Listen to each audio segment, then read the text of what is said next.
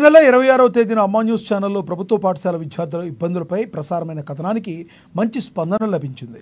నిర్మల్ జిల్లా కేంద్రంలోని కస్బా ప్రభుత్వ ఉన్నత పాఠశాల ఉపాధ్యాయులు విద్యార్థుల రవాణా నిమిత్తం నెలకు 20,000 రూపాయల సొంత డబ్బులతో ఆటోలను ఏర్పాటు చేశారు.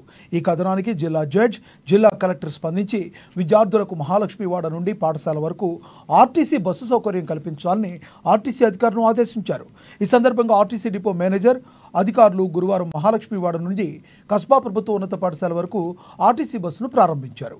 ఈ మేరకు ప్రధానోపాధ్యాయులు, ఉపాధ్యాయులు, విద్యార్థులు, వారి తల్లిదండ్రులు అమ్మా న్యూస్ ఛానల్ యాజమాన్యానికి, సిబ్బందికి ప్రత్యేక కృతజ్ఞతలు తెలిపారు.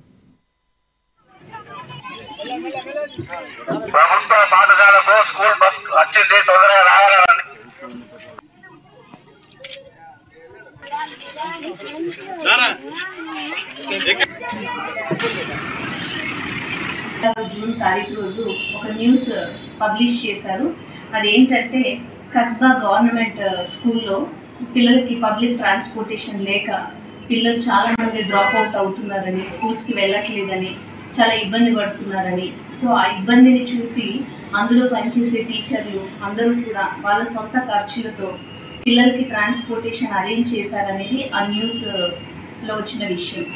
సో ఇది తెలిసిన తర్వాత డిస్ట్రిక్ట్ లీగల్ సర్వీసెస్ అథారిటీ వాళ్ళు నిర్మల్ నుంచి మేము డిపో మేనేజర్ నిర్మల్ని కాంటాక్ట్ చేసి ఈ పిల్లలకి ఏదైనా ట్రాన్స్పోర్టేషన్ ప్రొవైడ్ చేయగలరా అని చెప్పేసి అడగడం జరిగింది.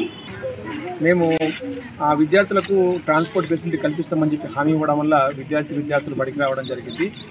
ఆ న్యూస్ను అమ్మా న్యూస్లో, ముఖ్యంగా అమ్మా న్యూస్ ఛానల్లో ప్రసారం చేయడం వల్ల దాన్ని సుమోటోగా జడ్జి గారు స్వీకరించి ఆర్టీసీ అధికారులకు ఆదేశాలు జారీ చేయడం జరిగింది. విద్యార్థులందరికీ కూడా ట్రాన్స్పోర్ట్ ఫెసిలిటీ కల్పించాలని. దాంట్లో భాగంగానే మరి ఆర్టీసీ అధికారులు, సిఐ గారు, తర్వాత డిఎం గారు అందరూ కూడా వారి ఈ నేడు బస్సును సౌకర్యం కల్పించడం. మాకు వారం రోజుల నుంచి డబుల్ బెడ్రూమ్